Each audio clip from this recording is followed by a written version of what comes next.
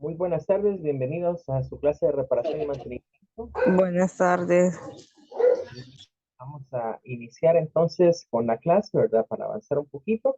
Estamos hablando de lo que es el tema de Power On Self Test o test de autocomprobación de encendido y estamos describiendo lo que son las diferentes partes, ¿verdad? Antes de entrar a explicar el proceso del post, tenemos que tener claro qué partes intervienen. El modelo, ¿verdad? Que estamos viendo, digamos que es como el inicial de computadoras, es de la tecnología AT, que fueron prácticamente las primeras máquinas, digamos, a nivel de equipos clónicos, ¿verdad? Eh, que se comenzaron a comercializar, ¿verdad? Entonces, la idea de hacer o de remitirnos a un modelo, digamos, así de antiguo, es para que nos demos cuenta que este proceso se ha seguido manteniendo dentro de los equipos modernos y claro, ¿verdad? Como toda tecnología ha evolucionado, han habido ciertos cambios, pero hay ciertos componentes que se mantienen. De momento hemos hablado del botón de encendido y apagado que se mantiene. Ese ha evolucionado de máquinas que lo que tenían era una palanca literalmente, ¿verdad? Que se movía tipo interruptor, a, después a lo que es un switch, ¿verdad? Un switch que se podía de dos posiciones, ¿verdad? Donde se apretaba y se mantenía pulsado y luego se volvía a apretar y se regresaba a la posición original y hoy a pulsadores, ¿verdad? Que solo se apretan una vez y pues retornan. Luego ya hablamos de lo que son los relojes, que aún los motherboards más nuevos siempre traen relojes, ¿verdad? Para la sincronización de señales. Y nos habíamos quedado hablando del conjunto de batería, BIOS y CMOS, ¿verdad?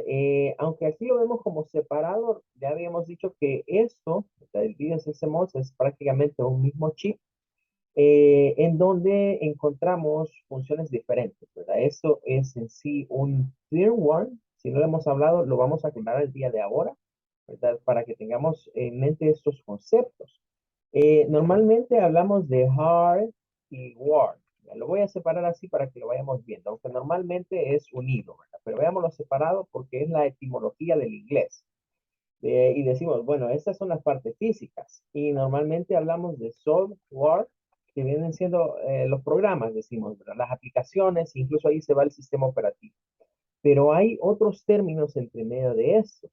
Por ejemplo, existen lo que se conocen como firmware, que se traduciría, ¿verdad? Si hardware se traduce como una parte dura, software como una parte blanda, ¿verdad? Y firmware vendríamos teniendo una traducción como de una parte firme, algo así. El BIOS y el CMOS, ¿verdad? Entran dentro de la categoría de ser un firmware. Realmente un firmware es una mezcla entre un hardware y un software. Es decir, es un chip físico que internamente contiene un programa, ¿verdad? Que realiza alguna función. Entonces, podemos decir que el BIOS entraría en la categoría de lo que es un firmware. Es un chip que se graba. De hecho, es un chip que pertenece a las EEPROM. Las EEPROM es un tipo de memoria programable. Ese es el concepto de EEPROM. Es una memoria programable. Entonces, significa que ese chip se puede quemar, se le llama el proceso de quemado, cuando se le graba información, ¿verdad? En este caso, se le grabaría el software de un BIOS. Ahora, para que caigamos un poquito más en cuenta, quiero que vayamos ahorita a ver unas imágenes en Google del proceso que estamos hablando. Por ejemplo, si nosotros buscamos aquí en Google el término de Power on Self-Test, vamos a encontrar resultados, ¿verdad? Que nos pueden resultar interesantes. Vamos a concentrarnos más que todo en las imágenes, ¿verdad? Para que tengamos una visión. Estas imágenes que están viendo acá son imágenes que pertenecen a diferentes computadoras. Esta, por ejemplo, ¿verdad? Vamos a abrirla para que sea un poquito más amplia. Está aquí en la definición de lo que es el Power on Test de acuerdo a Wikipedia. Y tenemos esto, ¿verdad? Que aquí nos aclara. que esta es un pause screen. Es decir, esto es lo que normalmente llamamos la pantalla inicial de la computadora, ¿verdad? Es como la presentación de la máquina y está ligada a el chip del BIOS. O sea, esta información que vemos acá la genera propiamente el BIOS, ¿verdad? Es prácticamente ese firmware del que estamos hablando. Normalmente vamos a ver estas letras, ¿verdad? Como en una especie de modo carácter, ¿verdad? Como que fuera un sistema operativo antiguo, eh, tipo MS2 o lo que vendría siendo un sistema Unix, que aparecen por breves segundos y después desaparecen. ¿Ya? Pero aquí estamos viendo la marca, ¿verdad? Esto que está acá, American Megatrends, es uno de los mayores fabricantes de chips de BIOS para equipos genéricos. Incluso se le conoce como el AMI BIOS, ¿verdad? A este de American Megatrends. Aquí están algunos datos, por ejemplo, la fecha cuando esto fue fabricado, ¿verdad? El BIOS que tenemos instalado nos da información que revisa, digamos, de la máquina, ¿verdad? O en cuanto a lo que es, por ejemplo, una placa base. Aquí nos está dando información de la placa base, ¿verdad? Una motherboard de marca Asus. Nos dice que se tiene un CPU, un microprocesador Intel, ¿verdad? Modelo Pentium, nos da la velocidad, ¿verdad? De 2 GHz. Nos dice con qué velocidad trabaja, nos habla también de estas partes que son importantes, porque si yo quiero entrar a la configuración de una computadora, dependiendo de la marca de la computadora, la tecla clave con la que podemos entrar va cambiando. Por ejemplo, en los equipos genéricos o clónicos siempre ha sido la tecla del la que los activa o la tecla suprimir que se le llama en español. Y ya podemos entrar a la configuración. Debemos de pulsarla justo en el momento en el que entramos, en el que vemos, digamos, enciendo la máquina y comenzamos a ver esa pantalla y en ese momento debo de apretar, porque si no la aprieto en el momento exacto, se le cede la carga al sistema operativo, ¿verdad? Y en otras máquinas de marca, por ejemplo, IBM, Lenovo, Dell, HP, a veces cambian, ¿verdad? Y resulta que para entrar hay que apretar la F1, la F2, la F10. O sea, siempre hay una tecla que es la que nos permite entrar a la configuración, se le llama del BIOS de la computadora. Y claro, otra información como por ejemplo información de la memoria RAM, qué tipo de memoria RAM tiene esa máquina, la frecuencia con la que trabaja esa memoria RAM, la cantidad de memoria RAM que tiene. Son datos genéricos que almacena el BIOS a través del circuito de CMOS, del cual depende la batería, ¿verdad? Para que éste mantenga esa información albergada. Entonces, este sería un ejemplo, digamos, de una de estas pantallas. Vamos a ver otra por acá. Esta es diferente. Vamos a ver esta de acá.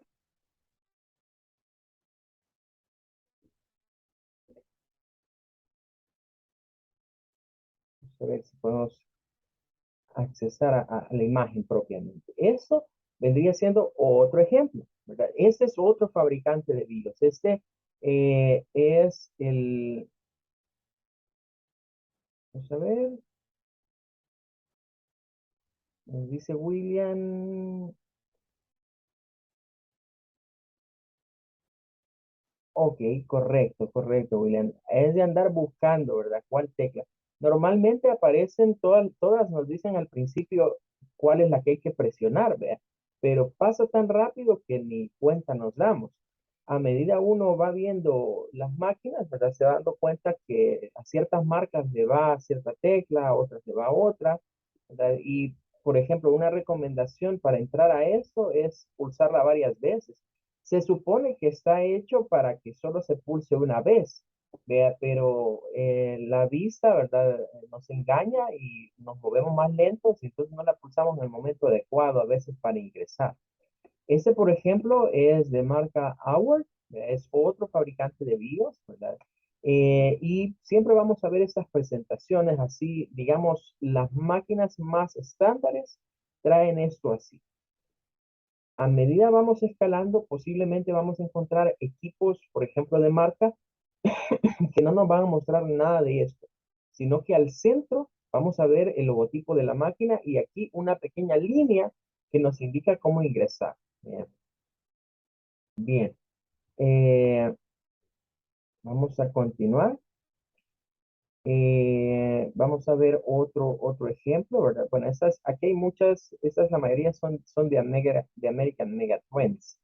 Eh, bueno, esta es otra máquina, otro BIOS, perdón, otra marca de BIOS que se usa mucho. En muchas máquinas de marca viene este tipo de BIOS. Es un BIOS que su marca es Phoenix, así se le denomina este BIOS, ¿verdad? Es un BIOS de marca Phoenix. Vamos a ver si podemos ampliarlo, ¿verdad?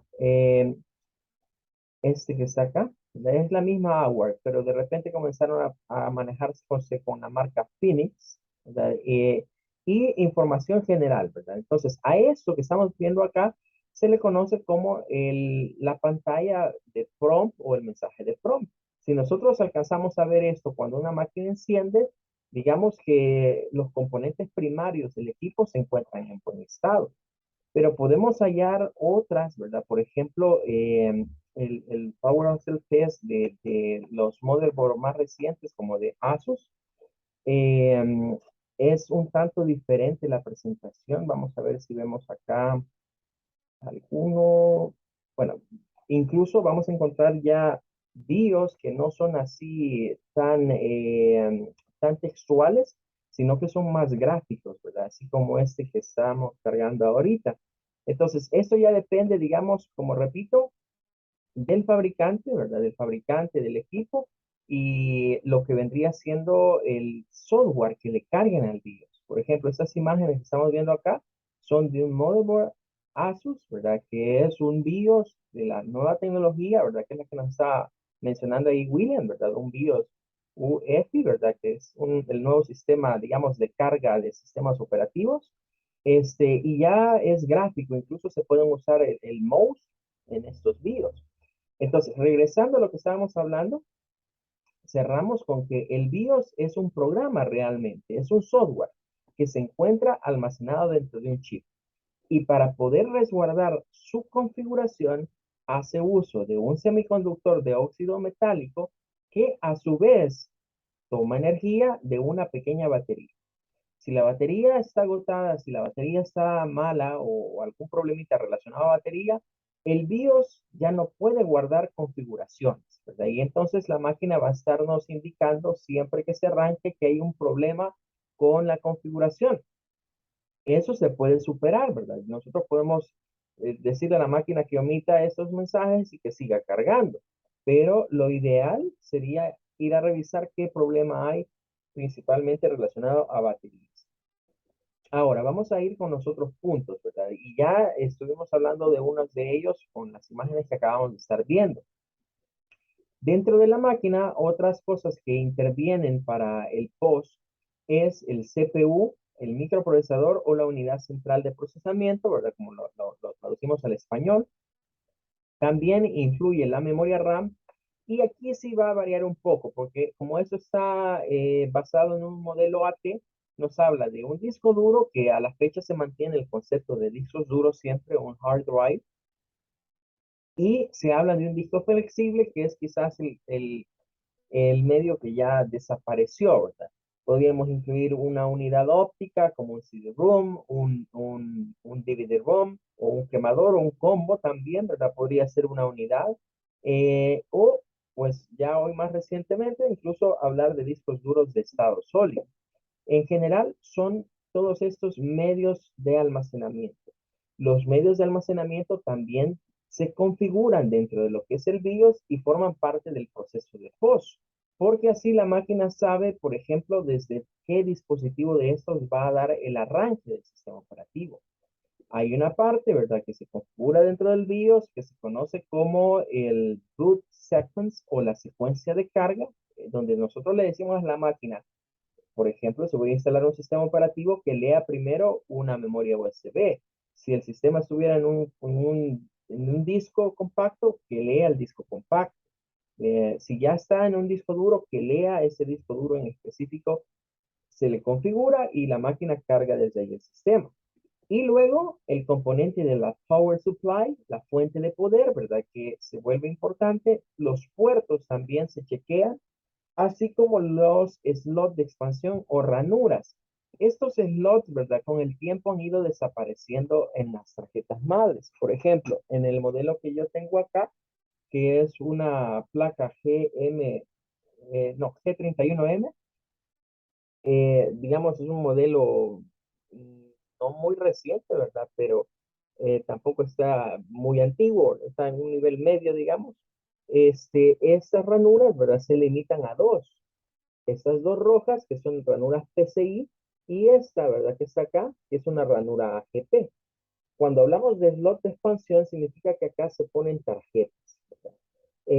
Los motherboards AT, como los que menciona el material, todos los dispositivos que hoy vemos acá integrados a lo que es la tarjeta madre, venían aparte cada uno en una tarjeta. Significaba que si yo quería video, tenía que comprar una tarjeta de video. Si yo quería sonido, tenía que comprar una tarjeta de sonido. Si yo quería tener conexión de red, una tarjeta de red. Incluso cuando comenzaron a salir los puertos USB, hasta había una tarjeta donde venían puertos USB.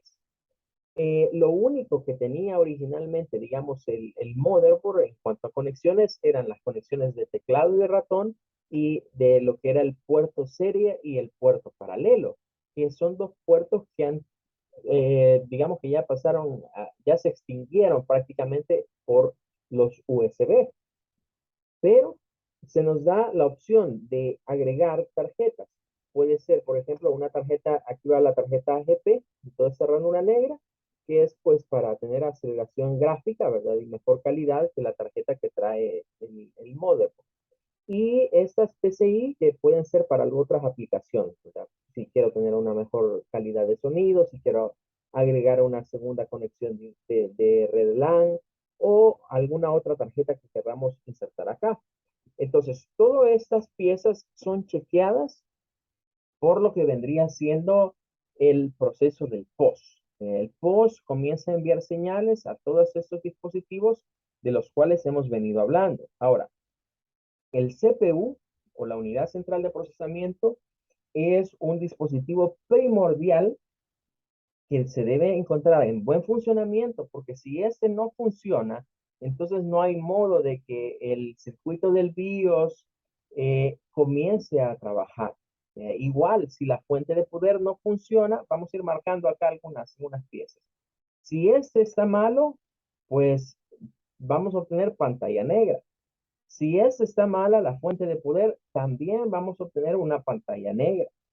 Si tenemos, por ejemplo, algún problema relacionado a los módulos de memoria RAM, también no vamos a observar nada en pantalla. Vamos a tener una pantalla negra. Y acá no está, ¿verdad? Pero debemos de tomar en cuenta que todo esto, ¿verdad? Todo esto acá, en toda esta parte, digamos en esta parte, para montar todos estos elementos, ahí se encuentra lo que es la tarjeta madre, la motherboard. Si el motherboard o el mainboard está malo, tampoco vamos a tener mensaje en pantalla. Vamos a tener una pantalla negra. Entonces, es de tomar en cuenta que hay ciertos componentes que se van a considerar primordiales para que la máquina comience a funcionar a nivel del BIOS. Si estos componentes que hemos marcado se encuentran en buen estado, el disco duro podría estar malo, pero siempre voy a ver esta pantalla. O sea, siempre voy a ir a ver, digamos, esta pantalla de lo que es el prompt. Siempre veríamos estas pantallas, esta que está acá, si el disco duro está malo.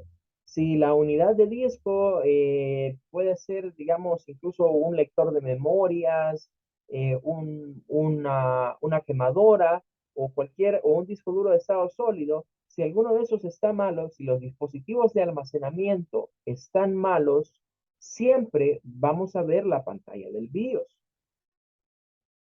Si alguna tarjeta está mala, siempre voy a ver la pantalla del BIOS, siempre y cuando no sea la tarjeta de video. Bien, entonces ahí es de tener en cuenta que si aquí esta es la tarjeta de video, esa es la tarjeta de video, esa si está mala me va a afectar porque no va a llegar señal al monitor. Bien, no vamos a poder ver tampoco el BIOS. Entonces, las piezas que hemos marcado con esas X son piezas a las que hay que ponerle mucha atención porque si una de ellas está mal lograda, no funciona bien, se arruinó, se quemó, nunca vamos a ver el mensaje de prompt. Nunca vamos a llegar a ver estas letras de la pantalla del BIOS, sino que se nos va a quedar una pantalla negra. Con estos componentes hay que prestarles especial atención. Si la batería está mala o descargada, siempre voy a ver el BIOS. Si una tarjeta de red, de sonido o de cualquier dispositivo que no sea el video, o sea, se encuentra en mal estado, siempre voy a tener mensajes en pantalla. Si alguno de los puertos, llámese de teclado, de mouse, USB o cualquier otro puerto que tenga la computadora, está en malas condiciones o no funciona, siempre va a haber señal en pantalla. Entonces, aquí es donde uno tiene que tomar en cuenta, y voy a poner acá, digamos, una X más, ¿verdad? Que los siguientes dispositivos siempre hay que considerarlos como primarios, como componentes primarios de la computadora, en lo que sería la tarjeta madre, ¿verdad? El motherboard. Ese tiene que estar en buen estado para llegar al mensaje del BIOS de inicio carga de sistema. La CPU o el microprocesador también. La memoria RAM es otro de ellos que también siempre tiene que estar en buenas condiciones, ¿verdad? Para que esto funcione. A esto debemos de agregar lo que vendría siendo el adaptador o lo que es la tarjeta de video, el adaptador de video o tarjeta de video que también se le llama, y la fuente de poder.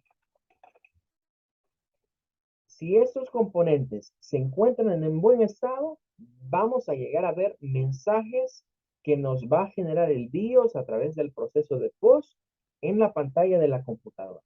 Pero si uno de ellos no funciona, lo más seguro es que no veamos nada en pantalla. Y ahí llega la famosa o que a veces le dice la temida pantalla negra. Porque cuando vemos eso, es como hallarnos en una gran encrucijada, porque, bueno, ¿y por dónde vamos a empezar? Vean, ¿por dónde vamos a comenzar a chequear? De esos componentes primarios, hay algunos que es más fácil de revisar, ¿verdad? Su estado que otros. Pero eso quiere decir que si tengo problema con cualquiera de los otros componentes que hemos mencionado ahorita, el BIOS me va a dar una luz, me va a estar indicando a través del proceso de post en dónde puede estar, digamos, alojado algún problema. Bueno, hasta aquí hemos explicado entonces los componentes que intervienen, pero de este punto en adelante la guía comienza a explicar qué es lo que sucede. Nos habla que cuando se conecta a la PC hay una señal eléctrica, ¿verdad? Que guía a la CPU, ¿verdad? Para borrar información que pueda tener en la memoria o en sus chips. Eso es lo primero que sucede. Luego, ¿verdad? Hay una señal de registro donde hay un contador, dice, que carga un número. Ese número, se nos da un ejemplo, miren, es un número decimal, ¿verdad? Es un número con F, significa que tiene cuatro cifras decimales, ¿verdad? Es un número de cuatro bits, diríamos, el que se utiliza. Y esto lo que marca es un contador. Recuerdo que antes, en lo que eran las computadoras más antiguas, cuando se encendía, comenzaba a contar la memoria, ¿verdad? Era lo primero que hacían las máquinas. Y había como, generaba el speaker un zumbidito, ¿verdad? Como que se estaba arrancando algo a medida se cambiaban esos números. Eso es lo que ocurría. Hoy esa función se hace en cuestión de segundos. Antes para las máquinas, entre más memoria tenían, más se tardaba el contador de memoria, ¿verdad? Es lo primero que comenzaba a chequear. Estas direcciones, ¿verdad? Son almacenadas normalmente en la memoria RAM. Recordemos que la memoria RAM, el concepto de RAM, se desglosa como memoria de acceso aleatorio. La memoria RAM, su función es cargar instrucciones del CPU. ¿verdad? Ella tiene la carga de todos los procesos que el CPU lleva a nivel, digamos, de ejecuciones. Ahí es donde a veces nos confundimos, ¿verdad? Porque algunas personas piensan de que a veces dicen, bueno, la máquina está lenta, necesita más memoria. Y creen, ¿verdad? De que eso de tener más memoria implica más capacidad de almacenamiento. Pero recordemos que la capacidad de almacenamiento de datos del usuario no está relacionado a la memoria RAM, está relacionado a los medios de almacenamiento, principalmente al disco duro. Entonces, la memoria RAM, más bien, lo que cuando se habla de aumentarla, tiene que ver con la capacidad del microprocesador de tener procesos cargados. Por eso, cuando llamamos procesos, hay procesos, digamos, que son ejecutados por el microprocesador sin que nosotros nos demos cuenta. Son procesos internos que el microprocesador elabora. La memoria RAM, aunque yo diga no tengo abierto ningún programa, no tengo cargado nada, sí tiene datos. Desde el momento que se enciende, se comienza a cargar con una serie de datos para las diferentes direcciones y alocaciones de memoria, que muchas veces son puertos, ¿verdad? Puertos o dispositivos a los cuales la máquina va a redireccionar datos.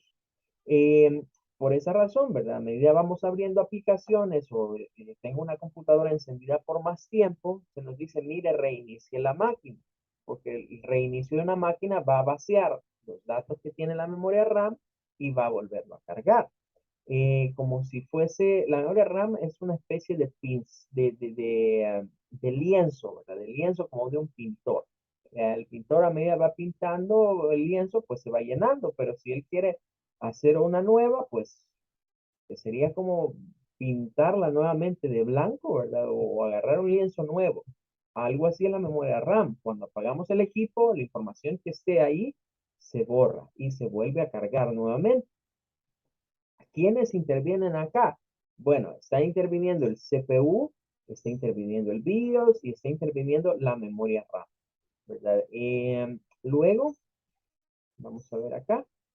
Bueno, aquí se nos da una aclaración, vean, la ilustración pertenece a un desktop, una computadora de escritorio, no de las de torre, ¿verdad? Y ya tenemos como antecedente que es un equipo de tecnología AT. Nos continúa acá, ¿verdad? Nos dice, estamos en esta parte, ¿verdad? De que se carga la dirección para que sea enviada, ¿verdad? Luego dice que utiliza el ROM BIOS, por eso les decía, el BIOS realmente es una EEPROM, una memoria programable. A diferencia, ¿verdad? Cuando hablamos de RAM y de ROM, son tipos de memoria. La memoria RAM, su característica es esa. Es una memoria que mientras yo tenga encendido el dispositivo, está cargando procesos, entiéndase por procesos, funciones, digamos, claves para que el sistema operativo se ejecute, pero a eso también agreguémosle lo que vendrían siendo los programas que yo voy accesando y algunos datos. Por ejemplo, cuando copio y pego información, eso, ¿verdad? Queda almacenado en una pequeña parte de la memoria RAM. Eh, entonces, la RAM, pues, es vaciable y se vuelve a llenar de información. La ROM es muy diferente. La ROM viene de Read Only Memory o memoria de solo lectura. ¿Qué significa? Que es algo que se grabó y que ya no podemos cambiarlo. Se escribe una vez y una vez está escrito esa información, no es modificable. Entonces, los BIOS así funcionan, por eso le llaman EEPROM también, o memorias programables. Significa que a través de una tarjeta se le quema el software o digamos lo que va a ser la función del BIOS como un pequeño programa y una vez quemado ya no se puede modificar. Aunque hay BIOS que son actualizables, que yo puedo actualizar mi BIOS vía internet, ¿verdad? La cuestión es que por lo general esto viene ya de fábrica. Nos dice que el BIOS viene e invoca, ¿verdad?, a comprobaciones del sistema, que ya es en sí el proceso del post. Primero, la CPU, ¿verdad? Se chequea a sí misma, luego comienza a leer información de otros dispositivos. Entonces aquí comienza como una rutina, ¿verdad? De ir revisando y recibiendo señales. El BIOS, ¿verdad? Comienza a enviar señales y él espera retorno de esas señales. La CPU comienza a enviar señales a través del bus del sistema. Al bus del sistema le vamos a conocer como la autopista de la información. Realmente se encuentra, y el nombre de bus viene precisamente del medio de transporte, porque es como que pensemos el medio para transportar los datos en la computadora. Hay diversas clases de tamaños de bus. Em, por ejemplo, dependiendo de los motherboard, así va siendo la anchura que estos pueden tener. Por lo general se miden en bits, ¿verdad? Entonces, por ejemplo, podemos hablar de lo que vendría siendo del bus de 8 bits. ¿Qué significa? Que se podían mandar 8 datos, ¿verdad? De una sola vez en paralelo. Eso tiene que ver con lo que son todas estas líneas, ¿verdad? En este motherboard quizás no las alcanzamos a apreciar mucho, pero si ustedes tienen a la mano o miran un motherboard, van a ver que las tarjetas madres tienen una serie de líneas, ¿verdad? De líneas o canalitos allí entre medio. Eh, Esas líneas es precisamente estos canales donde se transporta la información. Entonces, hay arquitecturas, por ejemplo, de 8 bits, hay arquitecturas de 16 bits, hay arquitecturas de 32 bits y tenemos las arquitecturas de 64 bits. Esto está íntimamente relacionado, el tamaño del bus está íntimamente relacionado incluso con las capacidades de las memorias RAM, ¿verdad? Las memorias RAM, el CPU, ¿verdad? Todos los dispositivos que tengamos acá van a trabajar de acuerdo a la capacidad de bit que maneje la arquitectura de la computadora. La arquitectura de 32 bits estuvo mucho tiempo en las máquinas. Imagínense que el modelo AT, al que nos estamos refiriendo acá, fue diseñado con 16 bits. Después vinieron con 8 bits, perdón. Después vinieron los de 16, después los de 32 que se quedaron va un par de décadas, ¿verdad? Hubo un par de décadas que trabajamos con esta arquitectura. Pasó bastante tiempo, digamos, para que las computadoras llegaran a evolucionar hasta lo que hoy se conoce como arquitectura 64 bits. Cuando hablamos de eso, nos estamos refiriendo precisamente a la característica de el medio de transmisión, del CPU, el CPU, el BIOS, todos los dispositivos que hemos estado hablando, para comunicarse entre ellos necesitan una autopista de datos. Entonces, esa autopista se encuentra en la tarjeta madre y el ancho que éste tenga, pues se relaciona necesariamente con la velocidad de transmisión de datos. Entonces, en esa parte estaríamos hablando, digamos, en este punto. Como pueden ver, se envía todo a las señales, todas esas señales son enviadas a las ranuras de expansión, a los puertos. En el caso de los puertos, para chequear, decíamos que si el teclado está conectado, que si el mouse está conectado, que si están funcionando las tarjetas, ¿verdad? Adecuadamente y hay respuestas de esas tarjetas. Luego nos dice que en antiguos, bueno, máquinas todavía más antiguas a las AT, ¿verdad? Había unas máquinas que lo que utilizaban era un lenguaje de programación que se llamaba BASIC. BASIC incluso es como el, el padre, podríamos decir, del DOS. O sea, eso fue una evolución, ¿verdad? Las primeras computadoras no tenían en sí un sistema operativo, sino que tenían un lenguaje de programación que se le conocía como BASIC. Que claro, uno iba introduciendo ciertos comandos y iba haciendo la computadora algunas funciones. Pero luego se vino la evolución a los sistemas operativos.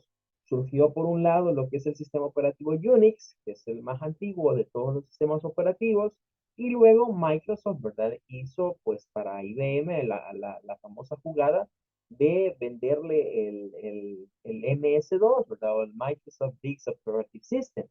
Entonces, a partir de que existió el concepto de sistema operativo, se cambió un poco esta cuestión de trabajar con el lenguaje de programación BASIC.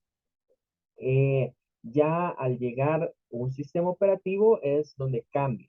En este sentido se nos habla de que en esos antiguos equipos que utilizaban BASIC, pues se chequeaba, ¿verdad? Los relojes del sistema.